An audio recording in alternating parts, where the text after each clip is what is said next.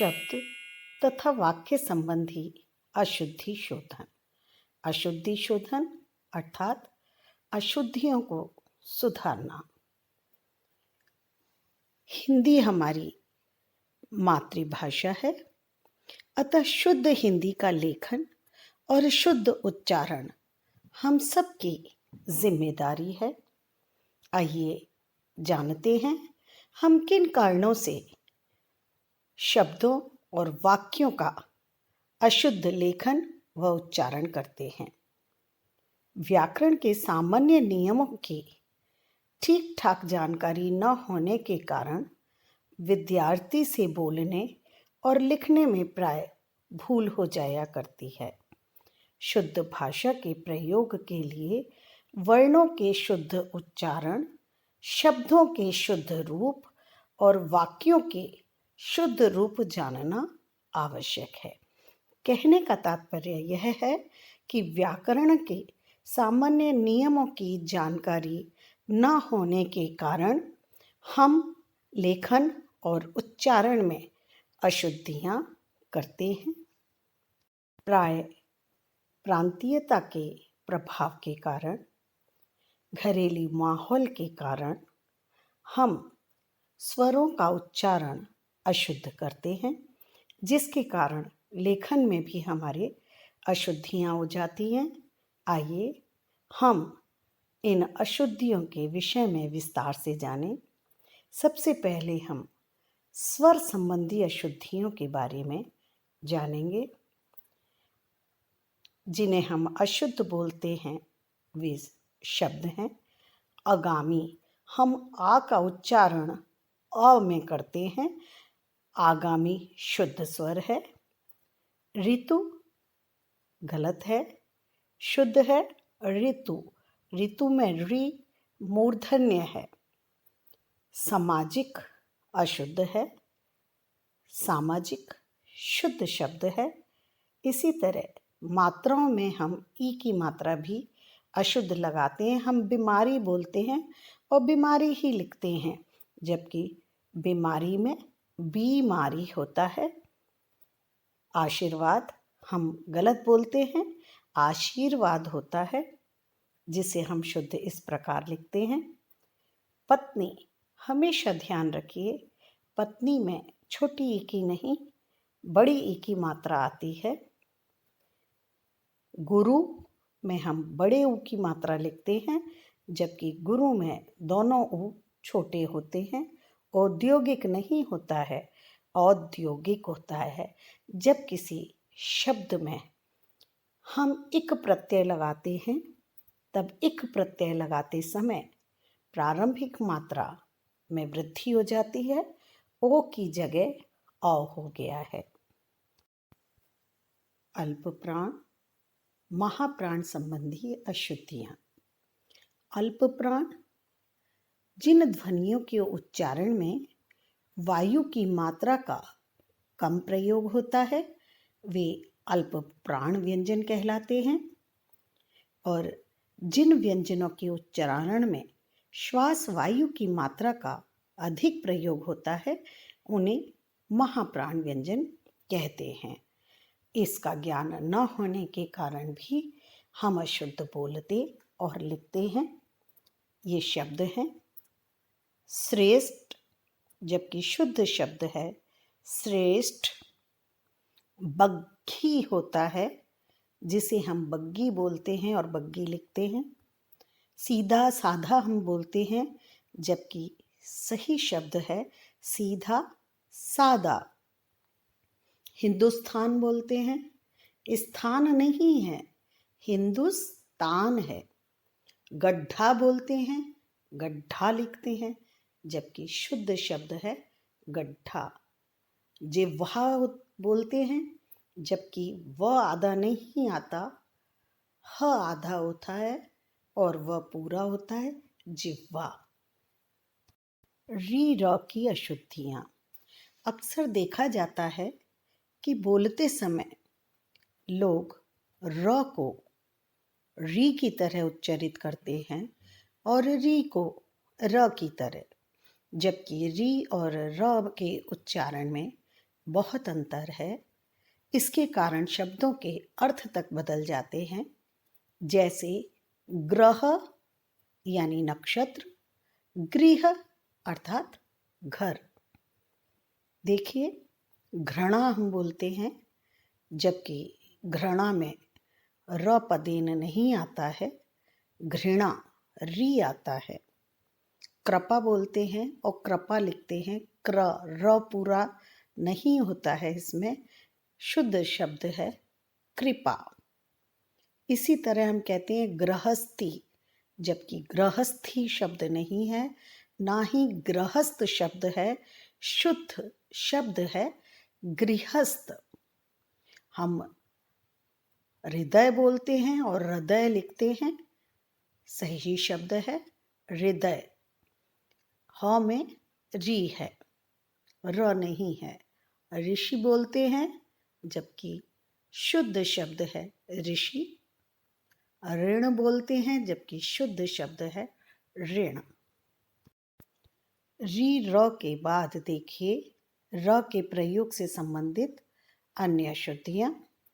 मर्यादा बोलते हैं हम, इसलिए हम मर्यादा ही लिखते हैं, जबकि मर्यादा में आधा र आता है, र हलंत होता है, जिसे य के ऊपर लगाया जाता है।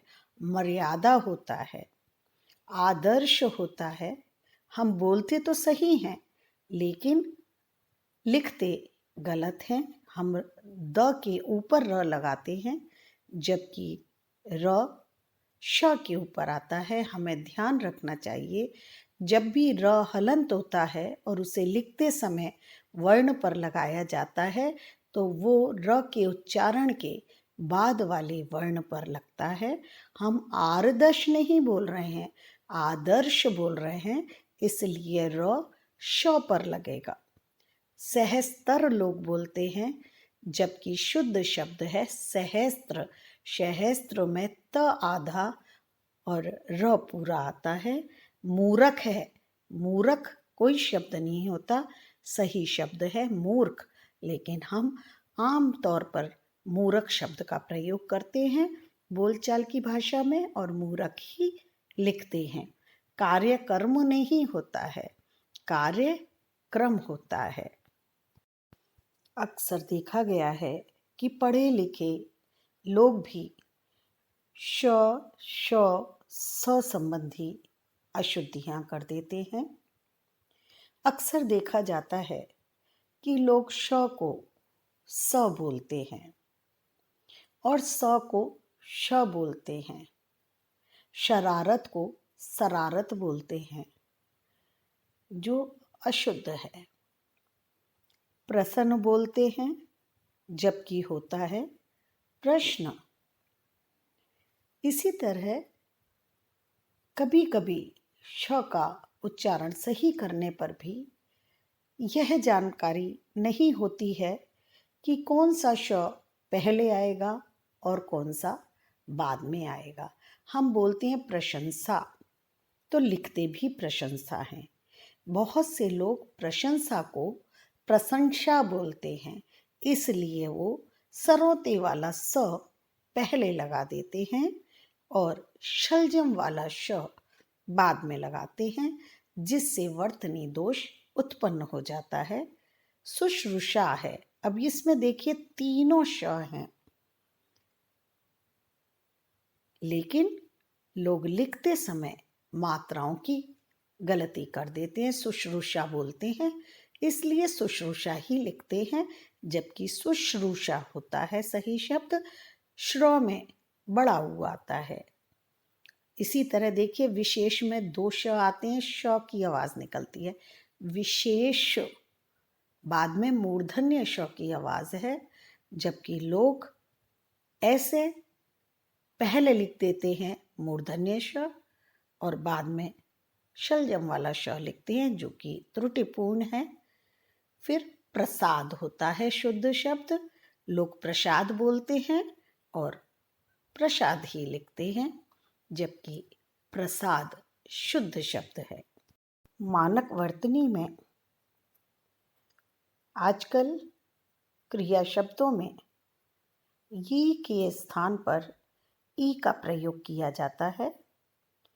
गई शुद्ध शब्द है, जबकि हम गई लिखते हैं।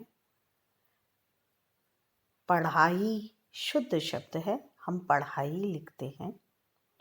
बताई में ई आता है, जबकि हम बताई य लिखते हैं। इसी तरह हम ज्ञ से ज्ञानी की जगह आधा ग और य लिखते हैं, जो अशुद्ध है। कृतज्ञ में ग आधा नहीं आता है, ज्ञ से ज्ञानी आता है। किरण बोलते हैं और किरण लिखते हैं, जबकि किरण में ण आता है। ट ठ ड ढ ण टवर्ग का पंचम वर्ण है।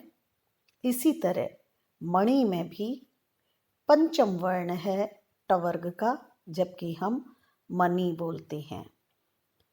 इसी तरह देखिए मनज्ञ, ज्ञ से ज्ञानी है, जिसको हम मनज्ञ ग से गाय हलंत लिखते हैं, जो कि गलत है। प्राय अज्ञानतावश हम ब को व और व को व भी बोलते और लिखते हैं। हम उपवन बोलते हैं और उपवन लिखते हैं, जबकि शुद्ध शब्द वन है। हम व्रत बोलते हैं और व्रत लिखते हैं, जबकि शुद्ध शब्द व्रत है। बसंत ऋतु आ गई, गलत है। वसंत होता है, वसंत आ गया। वाणी नहीं होता है, वाणी होता है। विलास नहीं होता है, विलास होता है। अक्सर देखा गया है अनुस्वार और अनुनासिक का उच्चारण कैसे किया जाता है, कहाँ अनुस्वार लगता है, कहाँ अनुनासिक लगता है, इसका सही ज्ञान न होने के अभाव में भी अधिकांश लोग अनुस्वार अनुनासिक में गलती करते हैं। हंसना शब्द है, हंसना, जिसका उच्चारण कंठ और नासिका से हो रहा है, जबकि लोग हंसना लिखते हैं। यह गलत है। यहाँ अनुनासिक आएगा, लोग अनुस्वार का प्रयोग करते हैं। आँख, इसका उच्चारण भी अनुनासिक ही है और लोग अनुस्वार का प्रयोग करते हैं। ये शब्द देखिए रंगना, रंगना शब्द है, जबकि लोग इसका प्रयोग रंगना की तरह करते हैं। अंधेरा शब्द है, जबकि इसका प्रयोग अंधेरा करके लिखते हैं। अब आप ये देखिए, दो शब्द हैं, हंसना, हंसना, रंगना, रंगना। इनमें क्या अंतर है? आप देखिए, हंस क्रिया शब्द है, हंस संज्ञा शब्द है। जब क्रिया शब्द में अनुस्वार अनुनासिक का प्रयोग करना होता है, तो क्रिया शब्द में हमेशा अनुनासिक का प्रयोग किया जाता है, अर्थात चंद्र बिंदी का प्रयोग किया जाता है, और उसका संज्ञा शब्द बनाने के लिए अनुस्वार का प्रयोग किया जाता है।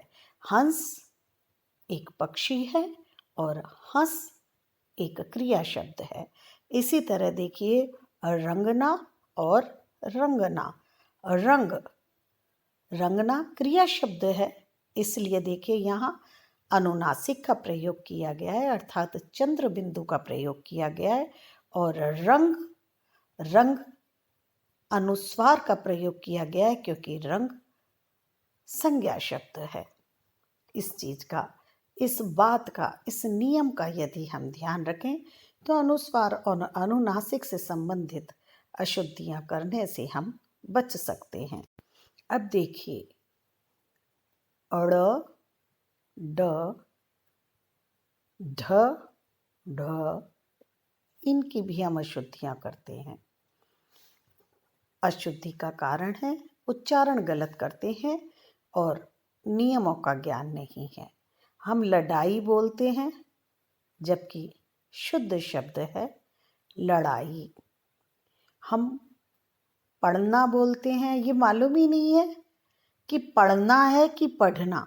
जब हम लिखने पढ़ने की बात करते हैं तो वहाँ पढ़ ढ आता है, अड़ नहीं आता है। सर्दी पढ़ने लगी, वहाँ पढ़ना है। मुझे पढ़ना है तो ढ आएगा। मेढक नहीं होता है, मेढक होता है। ढोल होता है, ढोल नहीं होता है। बूढ़ा नहीं होता है, बूढ़ा होता है। शब्दों के वर्णों का उच्चारण गलत करने के और व्याकरणिक नियम के ज्ञान के अभाव में हम अड़ ड ढ ढ की अशुद्धियां भी कर। मानक वर्तनी के अनुसार कवर्ग चवर्ग टवर्ग तवर्ग पवर्ग इनके पंचम वर्णों के स्थान पर अनुस्वार का प्रयोग किया जाता है। पंडित में ऊपर अनुस्वार लगाया जाता है। घंटा में न की जगह ऊपर अनुस्वार लगता है। कंठ में ऊपर अनुस्वार लगेगा। अंडा में ऊपर अनुस्वार लगेगा। चंचल में ऊपर अनुस्वार लगेगा। वैसे भी यहाँ बोलते समय आपको न का आभास होता है, जबकि यहाँ न नहीं है। चंचल हम बोलते हैं, चंचल में न के बाद च है, अतः यहाँ इसका पंचम वर्ण आएगा ण। अंडा ट ठ ड ढ ण, ण पंचम वर्ण है ड का, तो यहाँ भी आधा ण है। कंठ ट ठ ड ढ ण, यहाँ भी आधा ण है। ट ठ ड ढ ण, यहाँ भी आधा ण है। और पंडित ट ठ ड ढ ण, ये भी टवर्ग का पंचम वर्ण है, यहाँ भी आधा अण है। न इनमें से किसी में भी नहीं आता है। अज्ञानतावश हम अशुद्ध बोलते हैं, अशुद्ध लिखते हैं। पंडित में ऊपर अनुस्वार आएगा, घंटा में ऊपर आएगा, कंठ में ऊपर अनुस्वार आएगा, अंडा में ऊपर अनुस्वार आएगा और चंचल में भी ऊपर अनुस्वार का प्रयोग किया जाएगा। प्राय देखा गया है कि हम क्ष को छ बोलते हैं, ढ को ढ बोलते हैं, ठ को ट बोलते हैं, स को श बोलते हैं, जिसके कारणवश हम अक्सर दैनिक प्रयोग में भी गलत शब्दों का प्रयोग करते हैं। जैसे क्षमा को हम क्षमा बोलेंगे, इसी तरह कक्षा को हम कक्षा बोलेंगे। नमस्कार को हम नमस्कार बोलते हैं। ज़रूरत, इसमें नुक्ता आता है, जबकि हम इसको ज़रूरत बोलते हैं और लिखते भी गलत हैं। ढक्कन को हम ढक्कन बोलते हैं और लिखते भी गलत हैं। यथेष्ट ठ है और इसमें हम ट लिखते हैं। इसके बारे में मैं आपको पहले भी बता चुकी हूँ। श्रेष्ठ होता है, जबकि हम श्रेष्ठ लिखते हैं और श्रेष्ठ बोलते हैं, जो कि अशुद्ध है। इन अशुद्धियों को यदि ध्यान से देखा समझा जाए तो हम इनमें सुधार आसानी से कर सकते हैं। मानक रूप लेखन शैली में अनेक बार आवश्यकता अनुसार लिपि में परिवर्तन होते रहते हैं। जैसे पुराना रूप यदि हम देखें अ का, तो अ किताबों में इस तरह लिखा रहता था और आ इस तरह लिखा रहता था, लेकिन आज अ इस तरह लिखा रहता है और इस तरह के आ को मान्यता दी जाती है। इसी तरह पहले हलंत वर्ण और पूर्ण वर्ण लिखने का तरीका भिन्न था। पहले आधा द हलंत को पूर्ण ध के साथ इस तरह से लिखा जाता था। द्य द हलंत और य को इस भांति लिखते थे, जबकि आज हलंत वाले वर्णों को अलग लिखा जाता है। वृद्ध लिखना होगा व के नीचे री, द हलंत ध लिखेंगे, और विद्या लिखना होगा व में छोटी की मात्रा आधा द, य और आ की मात्रा लिखेंगे। इस तरह से वर्तनी में परिवर्तन आ गया। पहले हम पंचम वर्णों को अलग अलग लिखते थे। जैसे संबंध लिखना है तो संबंध में हम म आधा लिखते थे और न भी आधा लिखते थे, और कभी कभी न के स्थान पर हम अनुस्वार का भी प्रयोग कर देते थे। लेकिन आज मानक वर्तनी में पंचम वर्णों के स्थान पर अनुस्वार का प्रयोग किया जाता है। इसलिए इस प्रकार संबंध लिखने को अमानक रूप माना जाता है और अनुस्वार का प्रयोग पंचम वर्ण के रूप में कर कर संबंध मानक रूप में इस भांति लिखते हैं। विद्या का मैं आपको बता चुकी हूँ। पहले इस तरह से हम विद्या लिखते थे, जो अब अमानक रूप माना जाता है। आजकल मानक रूप के हिसाब से द हलंत को अलग लिखा जाता है, जो इस भांति है। भाषा सीखने का मुख्य उद्देश्य होता है भाषा का शुद्ध प्रयोग करना, अर्थात भाषा को शुद्ध बोलना और शुद्ध लिखना। भाषा के शुद्ध रूप का ज्ञान हमें व्याकरण करवाता है। अशुद्ध ज्ञान होने के कारण हम प्राय शब्दों में ही नहीं, वाक्यों में भी लेखन और उच्चारण, शब्दों के उच्चारण ही नहीं, वाक्यों को बनाने, वाक्यों को बोलने और वाक्यों के लिखने में कई अशुद्धियां करते हैं। आइए उन अशुद्धियों के बारे में भी हम जानें। लिंग तथा वचन से संबंधित अशुद्धियां, कारक संबंधी अशुद्धियां, सर्वनाम संबंधित अशुद्धियां, विशेषण संबंधी अशुद्धियां, क्रिया और क्रिया विशेषण संबंधी अशुद्धियां, पद क्रम संबंधी अशुद्धियां, श्रुति भिन्नार्थक शब्द संबंधी अशुद्धियां और अन्य अशुद्धियां भी हैं, जिनके कारण हम वाक्य अशुद्ध बनाते हैं। लिंग तथा वचन संबंधी अशुद्धियां, वाक्य में कर्ता के अनुरूप क्रिया होती है। साथ ही यह भी ध्यान रखना चाहिए कि वाक्य एक वचन का कर्ता है तो क्रिया भी एक वचन की होगी। वाक्य में बहुवचन का कर्ता है तो क्रिया भी बहुवचन की होगी।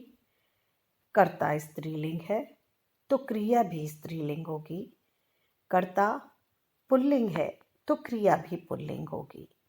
देखिए, वह स्कूल गए, यहाँ कर्ता एक वचन का है, क्रिया बहुवचन की है, इसलिए वाक्य शुद्ध है। वे स्कूल गए, कर्ता बहुवचन का है, क्रिया भी बहुवचन की है, इसलिए यह वाक्य शुद्ध है। अब यह वाक्य देखिए, यह कवित्री विद्वान है। यह कवित्री स्त्रीलिंग है, विद्वान है पुल्लिंग है, इसलिए यह वाक्य गलत है। यह कवित्री विदुषी है। विद्वान पुल्लिंग शब्द है, विदुषी स्त्रीलिंग शब्द है, कवित्री के साथ विदुषी आएगा। तुम्हारी बात खत्म ही नहीं होती। हम प्राय यही वाक्य बोलते हैं, जबकि शुद्ध वाक्य है तुम्हारी बातें खत्म ही नहीं होती। प्राय व्याकरण के अशुद्ध ज्ञान के कारण या अपूर्ण ज्ञान के कारण हम कारक संबंधी अशुद्धियां वाक्यों में कर देते हैं, जिसके कारण हमारे वाक्य गलत हो जाते हैं या कहिए कि अशुद्ध हो जाते हैं। कभी कभी वाक्यों में हम विभक्ति चिन्हों के न आने पर भी विभक्ति चिन्ह लगा देते हैं, जिसके कारण वाक्य गलत हो जाते हैं। और कहीं कहीं हम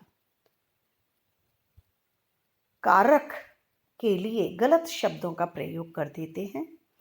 जैसे प्राय देखा गया है, मैंने, मुझको, इन शब्दों का हम प्रयोग कर देते हैं जो गलत हैं।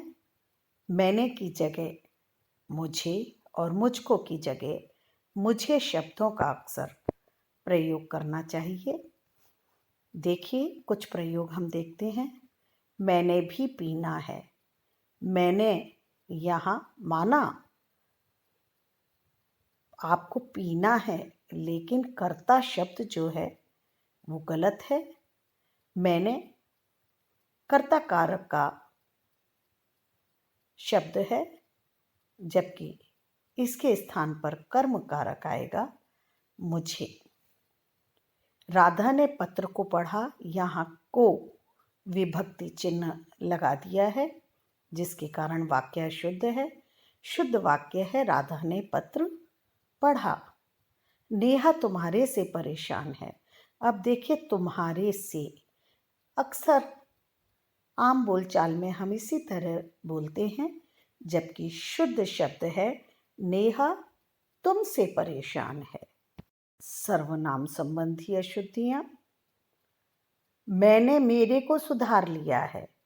मैंने, अब ये देखिए, मेरे को शब्द का हमने यहाँ प्रयोग किया है, जबकि स्वयं को या अपने को यहाँ प्रयोग किया जाएगा। मैंने अपने को सुधार लिया है। मैंने गांव जाना है, गलत है। मुझे गांव जाना है, शुद्ध है। वह, तुम और हम खेलने जाएंगे। जो बोलता है वह उत्तम पुरुष है। जिससे बात कर रहा है वह मध्यम पुरुष है, और जिसके विषय में बात कर रहा है वह अन्य पुरुष है। तो वाक्य में सर्वप्रथम उत्तम पुरुष का प्रयोग होगा, तदंतर मध्यम पुरुष का प्रयोग होगा, और उसके बाद अंत में जिसके बारे में बात हो रही है उसका प्रयोग होगा, वह है अन्य पुरुष। अब ये वाक्य देखिए, वह, तुम और हम खेलने जाएंगे। इसमें अन्य पुरुष सबसे पहले है, इसलिए यह वाक्य गलत है। हम, तुम और वह खेलने जाएंगे, यह वाक्य सही है। कभी कभी वाक्य सही होते हैं, लेकिन उनमें प्रयुक्त विशेषण शब्द गलत होते हैं, जिनके कारण हमारा वाक्य अशुद्ध हो जाता है। जैसे संगीत। संगीत मधुर होता है, आम मीठा होता है। यदि हम मधुर आम कहेंगे तो वह गलत हो जाएगा। उसी तरह यदि हम मीठा संगीत कहेंगे तो भी वाक्य गलत हो जाएगा। ये वाक्य देखिए, मीठा संगीत सुनकर आनंद आ गया। मीठा संगीत का विशेषण शब्द है, इसके स्थान पर मधुर शब्द का प्रयोग किया जाना चाहिए। मधुर संगीत सुनकर आनंद आ गया, यह वाक्य सही है। अब ये देखिए, ताज़ा फूलों की टोकरी ले आओ। फूलों की टोकरी ले आओ। अब फूल बहुवचन है तो विशेषण में ताज़े फूल आएगा, ताज़ा फूल नहीं आएगा। ताज़ा फूलों की नहीं, ताज़े फूलों की टोकरी ले आओ। हमारा वाला घर सबसे अच्छा है। अब इस वाक्य में हमारा वाला क्या होता है? वाला कोई शब्द सर्वनाम के साथ प्रयुक्त नहीं होता, संज्ञा शब्दों के साथ प्रयुक्त होते हैं। हमारा घर सबसे अच्छा है। वाक्यों के प्रयोग में हम क्रिया और क्रिया विशेषण संबंधी अशुद्धियां भी करते हैं, जिनसे हमें बचना चाहिए। भिखारी को थोड़ा चावल दे दो। चावल एक वचन शब्द नहीं है। इसका प्रयोग बहुवचन के रूप में किया जाता है। अतः शुद्ध वाक्य होगा, भिखारी को थोड़े चावल दे दो। आप नानी के घर जाओ। आप ये बड़ों को आदर देने के लिए प्रयुक्त किया जाता है। अतः जाओ के स्थान पर जाइए क्रिया का यहाँ प्रयोग होगा। आप नानी के घर जाइए। दीवार पर नहीं थूके, ये गलत प्रयोग है, नहीं थूके। मत थूको शब्द का प्रयोग होगा, दीवार पर मत थूको सही वाक्य है। शब्दों के सही अर्थ की जानकारी के अभाव में श्रुति संभिन्नार्थक शब्द संबंधी अशुद्धियां हो जाती हैं। जैसे देखिए, मेरे पास कुल 2 घड़ी हैं। कुल यानी किनारा, इसके स्थान पर सही शब्द है कुल। मेरे पास कुल 2 घड़ी हैं, यहाँ है शब्द है जो कि गलत है। घड़ी एक नहीं है, 2 हैं, अतः यहाँ बहुवचन की क्रिया आएगी हैं। घड़ी हैं सहायक क्रिया है वर्तमान काल की। उस दिन में मरते मरते बचा, दिन गलत शब्द है। उस दिन में मरते मरते बचा, दिन यानी दिवस, ये सही शब्द है। पानी में हंस तैर रहा है, हंस क्रिया शब्द है, ये गलत है।